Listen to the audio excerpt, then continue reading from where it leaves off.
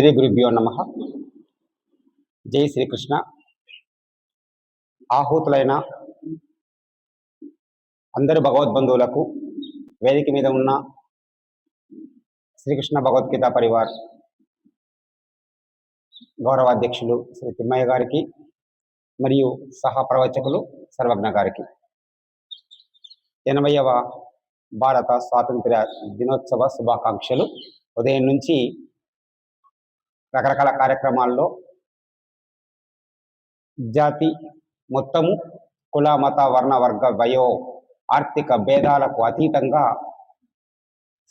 సమష్టిగా సామరస్య భావంతో జరుపుకునేటువంటి ఒక అద్భుతమైన పండుగను జరుపుకొని ఉంటాము. ఇంకా కొంతమంది కొన్ని చోట్ల ఉత్సవాల్లో ఇంకా మునిగి ఉంటారు కూడా. ఆ సందర్భంగా భరతమాతను ఒకసారి ప్రార్థన చేసుకొని, ఆ భరతమాత ప్రార్థనలోనే భగవద్గీత సంబంధించిన స్పృహ కూడా వస్తుంది. చూద్దాం. గుర్రం జాషువా గారు మనకు అందించినటువంటి ఒక అమృత తుల్యమైనటువంటి పద్యం. సగరమాంధాత్రాది షట్చక్రవర్తుల అంకసీమల నిల్పినట్టి సాధ్వి, కమలనాభుని వేణుగాన సుధాంబుది మునిగి తేలిన పరిపూత దేహ, కాళిదాసాది సత్కవి కుమారులగాంచి కీర్తి నందిన పెద్ద గేస్తురాలు, బుద్ధాది ముని జనంబుల తపంబున మోద బాష్పముల్ విడిచిన భక్తురాలు, సింధు గంగా నదీ జల క్షీరమెప్పుడు కురిసి బిడ్డల పోషించుకొనుచున్న పచ్చి బాళెంతరాలు మా భరతమాత, మాతలకు మాత సకల సంపస్సమేత. ప్రపంచంలో ఏ ఒక్క దేశంలోని జాతి కూడా దేశాన్ని తల్లిగా కొలిచేటువంటి సంస్కృతి ఉందని మనం చూడలేం. ఒక భారతదేశంలోనే చూడగలం. భారతదేశంలో భూమిని, తాగే నీటిని, ఆహారాన్ని ఇచ్చే గోవును అన్నిటినీ తల్లిగానే భావించుకుంటాం.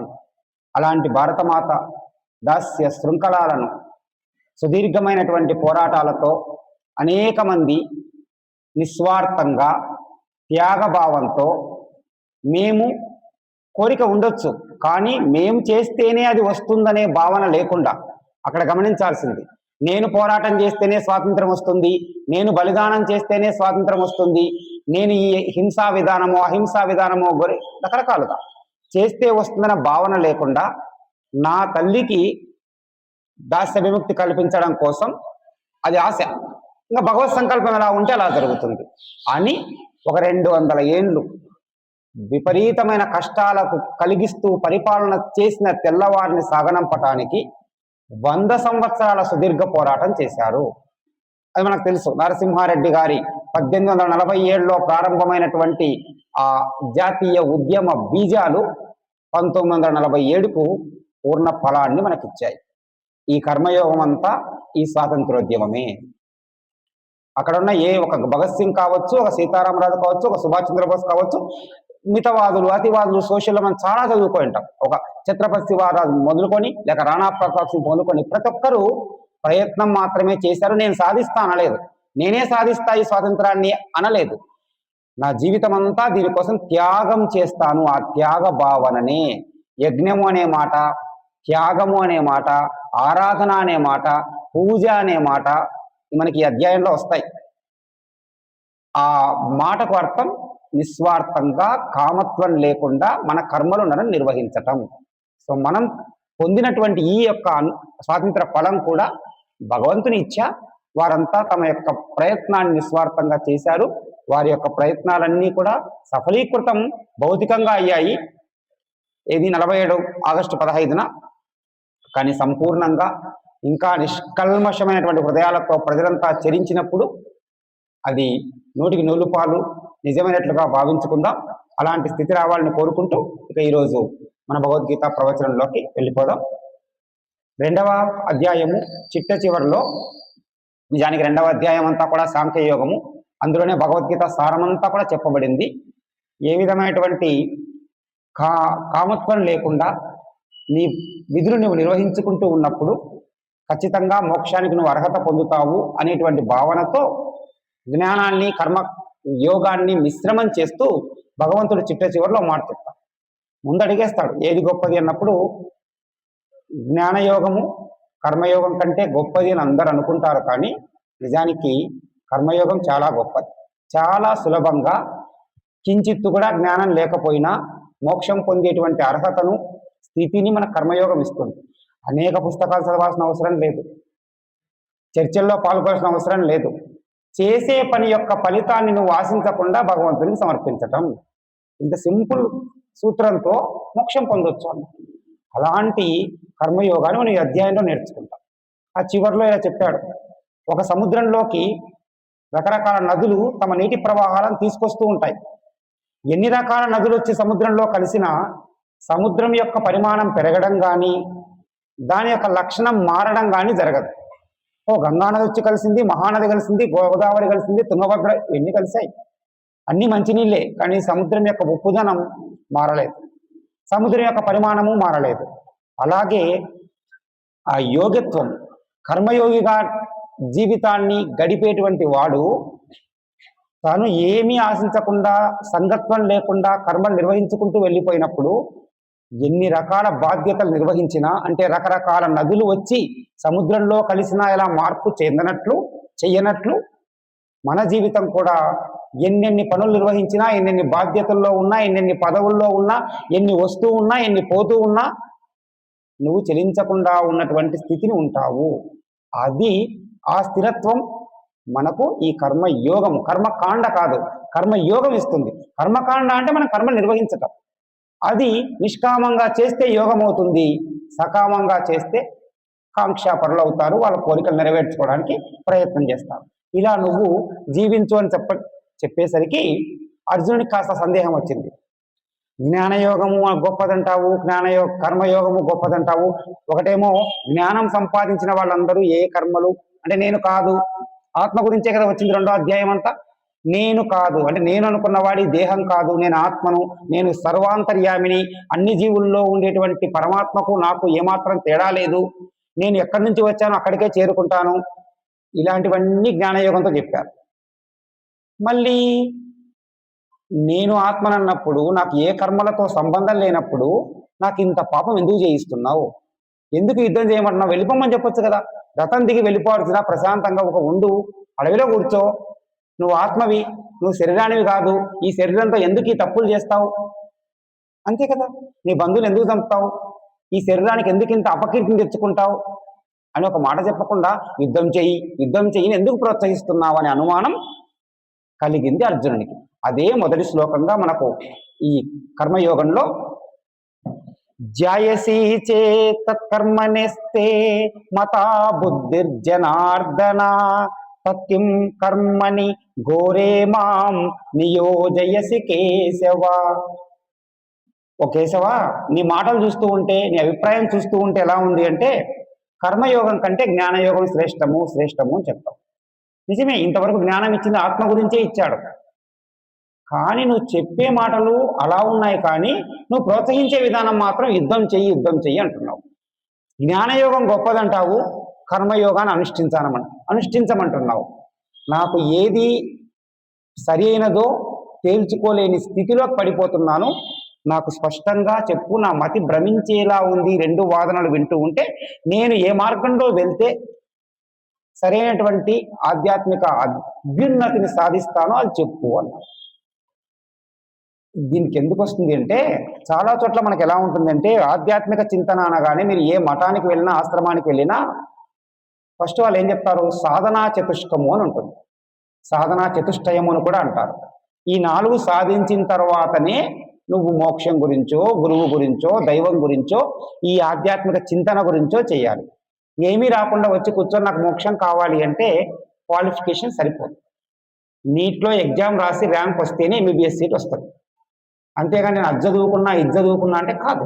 అందుకని సాధనా చతుష్టయం అంటే ఏమంటాం, నిత్య వస్తు విచారము, ఇహమూత్ర ఫలభోగ విరాగము, షట్ సంపత్తి, ముముక్షుత్వము, ఈ నాలుగిటిని సాధిస్తేనే ఆధ్యాత్మిక చింతన చేయాలి ముందు. అది మన వాళ్ళ ఒక గొప్ప సిద్ధాంతం. ఏవి? నిత్యానిత్య వస్తు విచారము, ఇహమూత్ర ఫల భోగ విరాగము, షట్ సంపత్తి, ముముక్షత్వము. నిత్యానిత్య వస్తు విచారము అంటే ఈ లోకంలో ఏది సత్యమైంది, ఏది అసత్యమైంది, ఏది శాశ్వతమైంది, ఏది అశాశ్వతమైంది. అదేగా చెప్పింది మనం. ఆత్మ మాత్రమే శాశ్వతము, దేహం అశాశ్వతం. సృష్టిలో మనకు కనిపించేవంతా కూడా మాయా అని చెప్తూ ఉన్నది సాంఖ్యయోగం. అది ముందు ఆలోచించాలి. రెండవది ఇహమూత్ర ఫలభోగ విరాగము అంటే ఈ లోకంలో వచ్చే సుఖాలు కానీ, పరలోకంలో వచ్చే స్వర్గం ద్వారా వచ్చే సుఖాలు కానీ ఇవి రాకూడదు, మాకు వద్దు. వాటి మీద ప్రేమ లేకపోవడం, రాగం లేకపోవటం విరాగం. వైరాగ్యం కలిగి ఉండటం. ఇంకా దాని తర్వాత సెట్ సంపత్తి, శమము, దమము. మనం చెప్పుకుంటాం మనస్సు నియంత్రించుకోవాలి, ఇంద్రియాలు నియంత్రించుకోవాలి, ఉపరతి, తితిక్ష, శ్రద్ధ అంటూ సమాధానం. మన మనస్సు నియంత్రించుకోవాలి, ఇంద్రియాలు నియంత్రించుకోవాలి, సుఖాల పట్ల భోగ వాంఛల పట్ల దూరంగా వెళ్ళాలి, దేన్నైనా సరే సమానంగా తీసుకునేటువంటి స్థితికి రావాలి, గురువు గారి మీద లేక శాస్త్రం మీద నమ్మకం ఏర్పడాలి. ఇలాంటి లక్షణాలన్నీ షట్ సంపత్తిలో ఉంటాయి. చిట్ట చివరకు మోక్షం కావాలనే కోరిక కలగాలి. అలా కలిగిన తర్వాతనే వేదాంత విషయాలు, ఉపనిషత్ విషయాలు మనకు సులభంగా అవగతమవుతాయి, అనుష్ఠానం చేయగలుగుతాము. సో ఇది ఒక పద్ధతి. అది కొంతమంది ఏమంటారు, అవన్నీ ఏమి లేదు, కర్మలన్నీ వదిలేసి ఏ పని చేయకుండా ముక్కు మూసుకొని తపస్సు చేసుకుంటే భగవత్ సాక్షాత్కారం అవుతుంది, కర్మలే చేయాల్సిన పని లేదు. కొంతమంది ఏమంటారు, నువ్వు ఎన్ని చేసినా, ఎంత తపస్సు చేసుకుంటూ ఉన్నా లోపల గుండె కొట్టుకుంటూ ఉంటుంది, గాలి పీల్చి వదులుతూ ఉంటాము, అది కూడా ఒక కర్మనే కదా. కళ్ళు మూసుకొని కూర్చున్నాం, అది ఓ కర్మనే కదా. మాట్లాడకుండా కూర్చున్నాం, అది ఓ కర్మనే కదా. అంటే కర్మలు చేస్తున్నావు కదా. సో కర్మలు చేయకుండా నీకు మోక్షం రాదు. ఇలా ఆలోచించే వారిది ఒక వర్గం. స్థూలంగా ఏంటి అంటే మనం సన్యాసం స్వీకరించిన కొన్ని కర్మలు చేయక తప్పదు. అవి జీవనం గడపడం కోసం కావచ్చు, మోక్షాన్ని పొందడం కోసం కావచ్చు, కొన్ని పనులు చేయక తప్పదు. కాబట్టి కర్మానుష్ఠానం చాలా గొప్పది.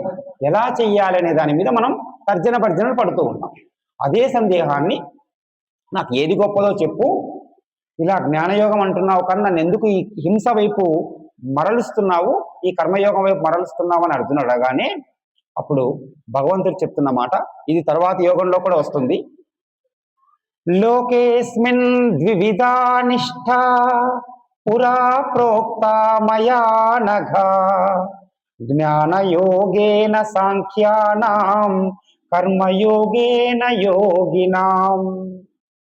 నేను ఈ లోకంలో చాలా చాలా చాలా చాలా కాలం క్రితమే 2 మార్గాలలో చెయ్యటానికి వీలైన ఒక జ్ఞానాన్ని ఇచ్చాను. చాలా జాగ్రత్తగా వింటే భగవంతుడు ఇచ్చింది ఒకటే జ్ఞానం, అది 2 మార్గాల్లో చేయవచ్చు, 2 రకాలుగా చేయవచ్చు. ఒకటి సాంఖ్యయోగులకు సంబంధించిన జ్ఞాన మార్గము, రెండవది కర్మయోగులకు సంబంధించిన కర్మయోగము. సాంఖ్యులు అంటే జ్ఞానయోగం అని చెప్పాం, జ్ఞాన మార్గం ఒకటి, కర్మ మార్గం ఒకటి. చాలా ఇతరులకు ఎంత అనుమానం వచ్చే విషయాన్నైనా వస్తుందో రాదో అన్న విషయం పక్కన పెట్టి అర్జునుడి ద్వారా మనకు అడిగించారు. ఇది మన మనసులో ఉన్నదే, మేము కర్మలు చేస్తూ బ్రతకాలన్నా జ్ఞానం పొందుతూ బ్రతకాలన్నా. దానికే చెబుతూ 2 మార్గాల్లో ఉండేటువంటి 2 మార్గాల్లో అనుష్ఠించడానికి వీలైనటువంటి మోక్షాన్నిచ్చే జ్ఞానాన్ని నేను ఎప్పుడో చెప్పాను. ఒకటి జ్ఞాన మార్గం, రెండవది కర్మ మార్గం. ఏం తేడా? జ్ఞాన మార్గంలో ఏం చేస్తారంటే చెప్పాం కదా, నేను ఆత్మ, దేహం కాదు, కాబట్టి నాకు ఏ పని చేయాల్సిన అవసరం లేదు, కర్తృత్వ అభిమానం అనేది నాకు ఉండదు, నేను చెయ్యను, ఏ పని చెయ్యను, అంతా భగవంతుడే, నేను ఏ పని చేయకపోయినా జ్ఞానాన్ని పొందాను, సమస్తమంతా ఉన్నది నాలోనే, నేనే సమస్తంలో ఉన్నాను, ఈశ్వర స్వరూపాన్ని అనే భావంతో కర్తృత్వ అభిమానం లేకుండా జీవిస్తారు. కర్తృత్వమే లేనప్పుడు మా భోక్తృత్వం అనేది రాదు, అది వాళ్ళ మార్గం. కానీ కర్మయోగులు ఎలా ఉంటారు? అన్ని కర్మలు చేస్తారు, అంటే కర్తృత్వ మార్గం ఉన్నట్లే కదా. నేను ఈ పని చేస్తున్నా, ఈ పని చేస్తున్నా, ఈ పని చేస్తున్నా, కానీ ఎలా చేయాలి? దీని ఫలితం నాకొద్దు, దీని ఫలితం నాకొద్దు, అన్ని స్వామికే సమర్పితం. సర్వం శ్రీకృష్ణార్పణమస్తు అని మనం చెప్తున్నాం. ఈరోజు చేసిన సత్సంగం కూడా సర్వం శ్రీకృష్ణార్పణమస్తు అని అంటాం. అంటే చేస్తున్నది మనమే, కర్తృత్వం ఉంది, కర్తృత్వ భావన ఉంది, కానీ భోక్తృత్వ భావన, దాన్ని తీసుకునే భావన మనం లేకుండా ఆ పని చేస్తాం. జ్ఞానయోగులు అసలు మేము కర్తృత్వమే మాకు చెయ్యము, ఇంకా పనే చెయ్యము అన్నప్పుడు భోక్తృత్వం అనే భావన లేదు కాబట్టి వాళ్ళు ఆ మార్గంలో మోక్షం పొందవచ్చు. కర్మయోగులు మాకు అంత జ్ఞానం లేదు, అన్ని పుస్తకాలు చదవలేదు, అన్ని మంత్రాలు నేర్చుకోలేదు, మేము ఆ నిష్టగా సమాధి అన్ని చేయలేము, మాకంతా తెలిసిందేమంటే ఉదయం మేము అన్ని జీవుల మాదిరి నిద్రలేస్తాం, జీవిస్తాం, పడుకుంటాం. కానీ మేం చేసే పనులు బుద్ధితో చేస్తాం. ఈ బుద్ధితో చేసేటప్పుడు అన్ని స్వామికే సమర్పితం. ఇలా కర్తృత్వంతో చేస్తున్నప్పటికీ భోక్తృత్వం లేకుండా నెమ్మదిగా మేము చేయటం లేదు, స్వామే చేయించుకుంటున్నాడు, పరమాత్మనే చేయిస్తున్నాడు మా చేత అనే స్థితికి చేరుకుంటామే, అది సాధనలో పరాకాష్ట. దాన్ని ఏమంటాం? నైష్కర్మ్య భావన అంటాం. అంటే కర్మయోగులు తాము పనులు చేస్తున్నప్పటికీ తాము చేస్తున్న కర్మల ద్వారా బంధింపబడకుండా ఉండటం. ఎక్కడ బంధింపబడటం? పుట్టుక చావు, పుట్టుక చావు అనే జనన మరణ చట్రం ఒకటి తిరుగుతూ ఉంది. ఈ చట్రంలోంచి బయటికి రావాలి. బయటికి రావాలి అంటే మనం నిష్కామంగా మన కర్మలు నిర్వర్తించినప్పుడు వస్తుంది అన్నాం. సో అది పరాకాష్ట. కర్మయోగులకు పరాకాష్ట ఏమి అంటే మనం చేస్తున్న కర్మల ఫలితం వల్ల మనకు పాపము కానీ పుణ్యము కానీ కలగకుండా, బంధనాలు కలగకుండా ఉండటం. పోయిన వారం చెప్పుకున్నాం, బంగారు సంఖ్యలైన సంఖ్యలనే, ఇనుప సంఖ్యలైన సంఖ్యలనే. ఆ రెండు సంఖ్యలు లేకుండా ఉండే స్థితిని చేరుకోవటమే కర్మయోగుల యొక్క పరాకాష్ట. జ్ఞానయోగులకు ఏమవుతుంది? వాళ్ళు ఆల్రెడీ కర్మలు చేయకుండా ఉన్నారు కాబట్టి ఆత్మానందం పొందటం వారికి పరాకాష్ట, పరమానందంలో రమించటం పరాకాష్ట. కర్మయోగికి అత్యంత సులభంగా సాధ్యమైనది జ్ఞానయోగికి ఎంతో కష్టపడితే తప్ప సాధ్యం కాదు. ఎందుకంటే జ్ఞానయోగం అనుష్ఠించేవారు కూడా కర్మలు చేయాల్సిందే, చిన్న కర్మలు చేయాల్సిందే కదా. సో కర్మలు సన్యసిస్తే పరమానందం రాదు, కానీ కర్మలు ఆచరిస్తే దానికి నేను కర్తను కాదు అన్న భావంతో, ఫలితం నాకు అవసరం లేదన్న భావంతో కర్మలు ఆచరించే స్థితికి చేరుకుంటే నీకు ఆ మోక్షం అనేది కరతలామలకం అవుతుంది.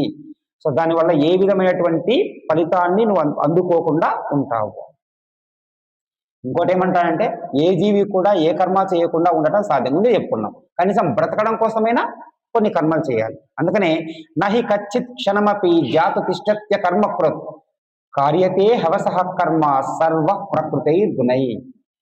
ఈ ప్రకృతి నియమాలను అనుసరించి ప్రతి జీవి ఏదో ఒక కర్మ చేస్తూ ఉండవలసిందే. కాబట్టి మనం కర్మయోగం గురించే మాట్లాడుకుందాం. కర్మలు ఆచరించడం ఏ తప్పు కాదు, కాకపోతే ఎలా ఆచరించాలి. సో ఇందులో చాలా శ్లోకాల్లో చెప్పిన విషయాన్నే మనకు పునరుక్తిగా చెప్తూ ఉంటాడు, బాగా అర్థం కావడం కోసమని.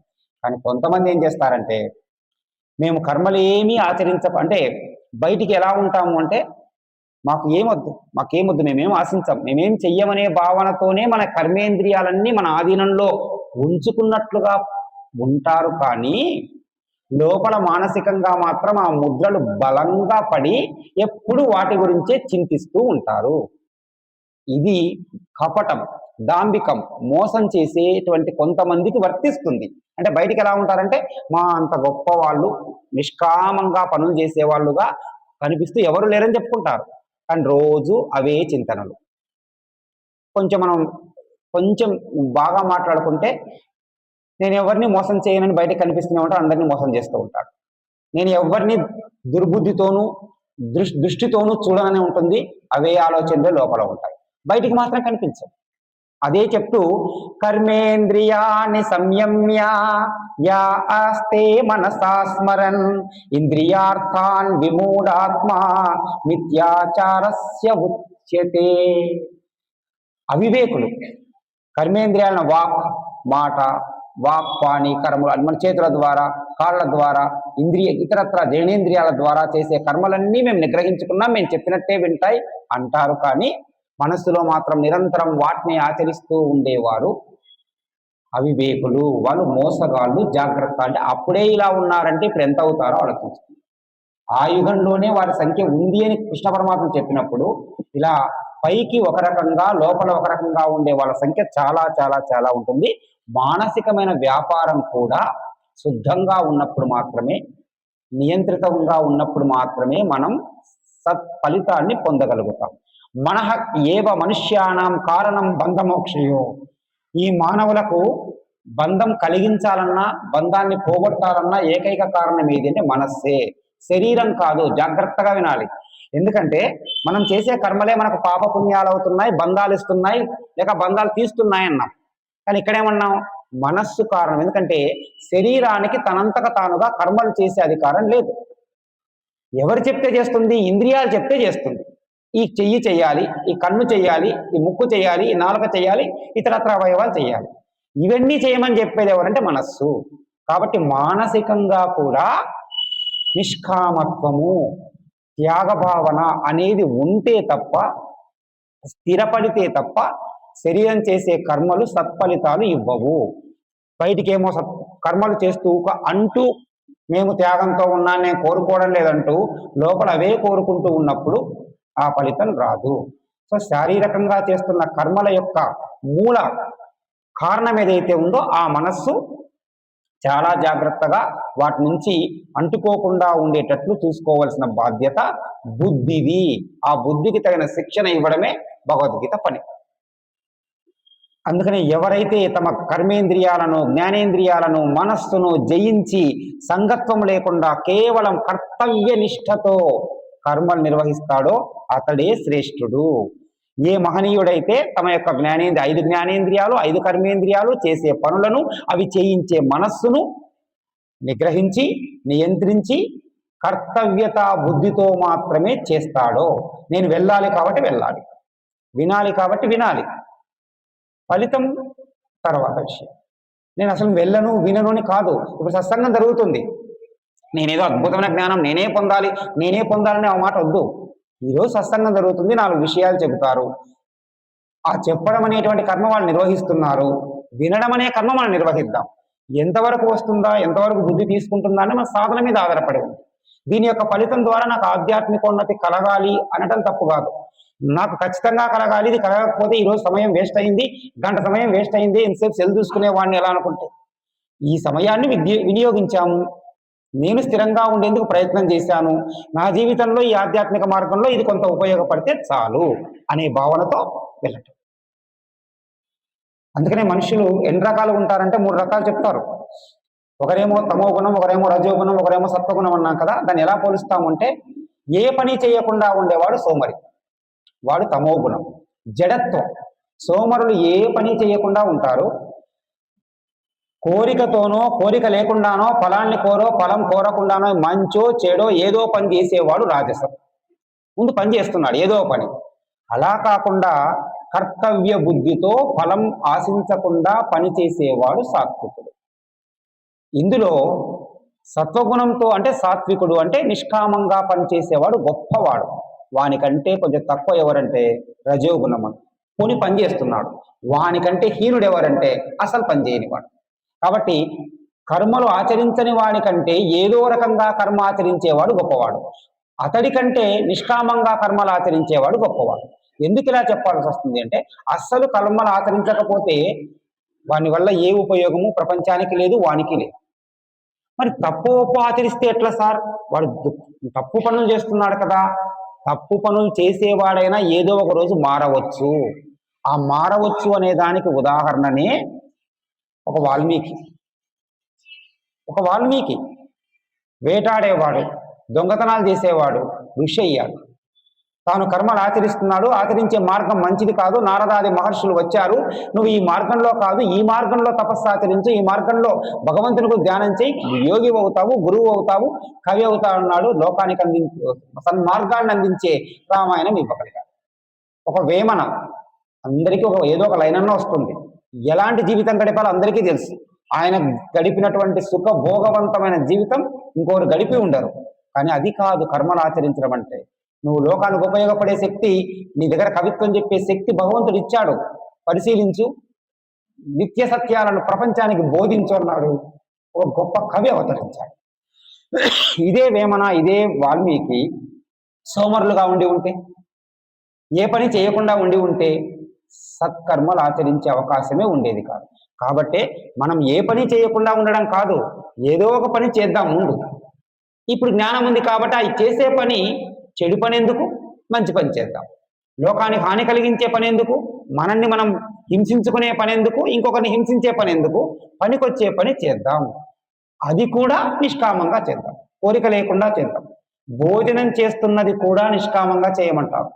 ఈ శరీరం నిలబడడం కోసం నేను తింటున్నా అనేటువంటి దాంతోనే కావాలి, కానీ ఇది తింటే ఈ విటమినే వస్తుంది, ఇది తింటే ఈ ప్రోటీనే వస్తుంది, నేను ఇలా మారుతాను, రేపటికి ఇలా మారలేకపోయాను, శరీరాన్ని చూసుకొని 6 ప్యాక్ అన్నారు, 5 ప్యాకులు కూడా రాలేదు, 4వ ప్యాక్ కూడా ఇంకా రాలేదు. ఇది కాదు, అది అది కోరికతో చేస్తున్నాం, తప్పుగా చేయడం. కానీ అది చేయటం వల్ల నువ్వు ఫలితం వస్తే ఆనందం కలుగుతుంది, రాకపోతే ఏడుపు కలుగుతుంది. మళ్ళీ మనమే 2 పొందుతున్నాం కదా, సుఖదుఖాలు 2 నువ్వు అనుకోవడం వల్ల పొందుతున్నావు. ఈ శరీరం నిలబడడం కోసం ఈ ఆహారం తీసుకుంటున్నాను, సరే సంతోషం, దానివల్ల శరీరం నిలబడుతుంది, కావలసిన బలం వస్తుంది, నిలబడుతుంది. అందుకనే ఆ చేసే పనులన్నీ కూడా యజ్ఞంగా నిర్వహించు, యజ్ఞ కార్యాలు నిర్వహించు అంటే యజ్ఞం అనే పదానికి విష్ణువు అనే అర్థము, యజ్ఞం అనే పదానికి పూజ అనే అర్థము, యజ్ఞం అనే పదానికి ఆరాధన అనే అర్థము, యజ్ఞం అనే పదానికి త్యాగము అనే అర్థం చాలా ఉన్నాయి. అంటే మనం చేసే పనులు ఏవైతే మనకు బంధనాన్ని కలిగించవో ఆ కృత్యాలు నిర్వహించు. పూజ పునస్కారాలు నిర్వహించటం ద్వారా నీవు శుద్ధుడవుతావు, ప్రపంచానికి మేలు కలుగుతుంది. ఎందుకంటే బ్రహ్మ లాంటి మహానుభావుడే నేను యజ్ఞాన్ని సృష్టించాను, యజ్ఞము కామధేనువు వలె అందరికీ సకల భోగాలను కలిగిస్తుంది అన్నాడు. యజ్ఞం చేయమంటే కూర్చొని హోమగుండం దగ్గరే కూర్చోవాలి, పురోహితులే రావాలి, ఋత్విక్కులే రావాలి, మంత్రాలు చదవాలి కాదు. చేసే ప్రతి పని యజ్ఞంగా ఆలోచించి చేయండి. యజ్ఞం వల్ల ఏం జరుగుతుందంటే లోకానికి ఉపకారం జరుగుతుంది. ఎవ్వరు యజ్ఞం చేసినా రేపు చండీ హోమం అంటాం, ఇంకోటి వర్ణయాగాలు జరుగుతున్నాయి. ఎవరి కోసం చేస్తున్నారు? లోకానికంతా వర్షం రావాలనే కదా. అంటే యజ్ఞము అనేది అందరికీ మేలు కలిగిస్తుంది. మనం చేసే పని కూడా యజ్ఞంగా భావించి చేస్తే, త్యాగం అనే భావనతో చేస్తే, ఆరాధన అనే భావనతో చేస్తే, దైవ భావనతో చేస్తే అది కర్మ ఫలాన్ని నీకు అంటేటట్టు చెయ్యదు. ఫలమిస్తుంది కానీ దానికి నీకు ఏ అంటుకోవడం అనేది ఉండదు. అక్కడేమని చెప్పుకొస్తాడు, మనం తినే ఆహారము ఒక మంచి మంచి శ్లోకాలు ఉంటాయి చూడండి. అన్నాద్భవతి భూతాని పర్జన్యాద్ అన్న సంభవః యజ్ఞాద్భవతి పర్జన్యో యజ్ఞ కర్మ సముద్భవః కర్మ బ్రహ్మోద్భవం విద్ధి బ్రహ్మాక్షర సముద్భవం తస్మాత్ సర్వగతం బ్రహ్మ నిత్యం యజ్ఞే ప్రతిష్ఠితం. భగవంతుని ఎక్కడ చూసుకోవచ్చు అంటే అన్ని కర్మలలో కూడా భగవత్ స్వరూపాన్ని చూసుకోవాలన్నారు. దానికి ఉదాహరణ చెప్తున్నా అంటే అన్నము నుంచే, అన్నాద్భవంతి భూతాని, ఆహారం నుంచే సర్వభూతములు జీవిస్తున్నాయి లేక పుడుతున్నాయి. అన్నము అంటే ఆహారం, అన్నం అనే మాట తెలుగు కాదు సంస్కృతమే. ఈ అన్నం తినడం ద్వారానే స్త్రీ పురుషుల్లోకి అది వెళ్ళి జీర్ణమయ్యి రక్తశోణితములు శుక్రశోణితములుగా మారిపోయి క్రమంగా జీవి పుట్టడానికి కారణమవుతుంది. సో మనం తీసుకుంటున్న ఆహారమే జీవులు పుట్టడానికి కారణము. ఇది అవునన్నా కాదన్నా సైన్స్ చెప్పేదైనా అదే. మనం ఆహారం తినకపోతే సంతానం ఎలా కలుగుతుంది? కాబట్టి మనం తీసుకున్న ఆహారము జీవుల పుట్టుక కూడా కారణమవుతుంది. మరి అన్నం ఎలా వస్తుంది? పర్జన్యాద్ అన్న సంభవ, వర్షం వల్ల వస్తుంది. ఆహారం లభించేది వర్షం వల్ల. వర్షం ఎక్కడి నుంచి వస్తుంది? యజ్ఞాద్భవతి పర్జన్యో, యజ్ఞం నిర్వహిస్తే వర్షం వస్తుంది. సార్ యజ్ఞాలు నిర్వహించకపోతే వర్షం రాదా సార్ అనొచ్చు. యజ్ఞాలు నిర్వహించకపోతే వర్షాలు రావా అంటే, నువ్వు యజ్ఞం చేసినా చెయ్యకపోయినా భగవంతుడు తన విధి తాను నిమిత్త మాత్రంగా కర్తవ్య నిష్టతో నిర్వహిస్తాడు. కానీ రకరకాల కర్మ ఫలాల కారణంగా మనం అంటాం కదా, ప్రారబ్ధ కర్మ అంటున్నాం. మరి అవి బలంగా పనిచేసినప్పుడు వర్షాలు రాకుండా ఉంటాయి. మళ్ళీ మనం ఏం చేయాలా? సంతృప్తి పరచాలా, ఆ ప్రక్షాళన చేసుకోవాలి. అప్పుడు యజ్ఞాలు నిర్వహిస్తున్నాం. యజ్ఞం నిర్వహించడం ద్వారా ఎవరు తృప్తి చెందుతారు? దేవతలు తృప్తి చెంది పరస్పరం ఇచ్చిపుచ్చుకోవడం అనే ధోరణి. ఇచ్చిపుచ్చుకోవడం అనే ధోరణి ఏమంటే నీవు త్యాగం చేస్తున్నావు, వారు త్యాగం చేయటం అనేది. అలా ఇచ్చిపుచ్చుకునే ధోరణిలోనే దేవతలు సంతృప్తి చెంది వర్షాన్ని సమకూరుస్తారు. మరి ఆ యజ్ఞం ఎవరు చేయమని చెప్తారు? కర్మల వల్లనే యజ్ఞం నిర్వహించబడుతుంది. కర్మకాండలో యజ్ఞం అనేది ఒక భాగం. ఆ కర్మకాండ ఎక్కడి నుంచి వచ్చింది? వేదాల నుంచి చెప్పింది. వేదం ఎక్కడి నుంచి వచ్చింది? సాక్షాత్తు పరమాత్మ నుంచి వచ్చింది. కాబట్టి మనం నిర్వహించే అన్ని కర్మలు కూడా భగవంతుని చేత నియుక్తమైనవి, పరమాత్మ చేత చెప్పబడినవి. వాటన్నిటినందు పరమాత్మనే ఉన్నాడు. ఆ భావంతో, త్యాగం భావంతో, ఆరాధనా భావంతో నీవు చేసే కర్మలన్నీ లోకహితం కోసం నిర్వహించినప్పుడు ఖచ్చితంగా ఆ ఫలితం అనేది వస్తుంది, నీకు అంటదు. అది చెప్తూ నువ్వు ఏ చేసినా ఇలా యజ్ఞభావంతో, ఈ భగవంతుని యొక్క ఆరాధనా భావంతో నిర్వహిస్తే ఈ జనన మరణ చట్టం నుంచి బయటపడతావు. లేకపోతే ఇంద్రియలోలుడవై, పాపజీవనుడవై, వృధా చేసుకున్న జీవితం కలవానివై ఆ చట్టంలోనే మునిగిపోతావు. ఇలా కర్మలు ఎవరు నిర్వహిస్తారో, ఏది నిర్వహించడం ద్వారా? రుణములన్నీ తీర్చుకోవడం ద్వారా. మనకున్న రుణాలు బ్రహ్మ రుణము, దేవ రుణము, పితృరుణము, మనుష్య రుణము, ఇంకా భూత రుణము. ఇవన్నీ కూడా మనకు అప్పులుగా పెట్టుకొని ఈ భూమి మీద నివసిస్తూ ఉన్నాం. నిజానికి ఏమంటారంటే, ప్రతి మానవుడు కూడా నేను అహింస అహింస అని చెప్తున్నాను, ఏం తప్పు చేయను, ఎవరిని హింసించను, నాకేమీ పాపం రాదనుకుంటాం. కానీ మనకు పంచశూన దోషాలు ఉన్నాయి. అంటే ప్రతి మానవుడు తెలిసి తెలియక తాను జీవించటానికి చేసే పనుల్లో కూడా కొన్ని తప్పులు జరిగిపోతూ ఉంటాయి. ఆ తప్పుడు ఏం చెప్తారంటే, చుల్లీ సూనము, పేషినీ సూనము, ఉదకుంభ సూనము, మార్జన్య సూనము, కుండనీ సూనము అంటూ రోజు మనం వాడుకునేవి. ఏవంటే ఉదాహరణకు పొయ్యి వెలిగిస్తాం.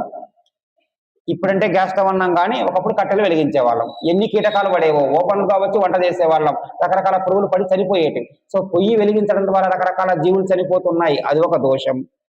రోట్లో వేసి రుబ్బేటప్పుడు మనకు తెలియకుండా తెలిసి రకరకాల అంటే మన కంటికి కనిపించకపోవచ్చు కొన్ని, మనం ఎప్పుడు చెప్తున్నాం కదా, వైరస్లు బ్యాక్టీరియా కనిపించవు, అలా కొన్ని చనిపోవటం.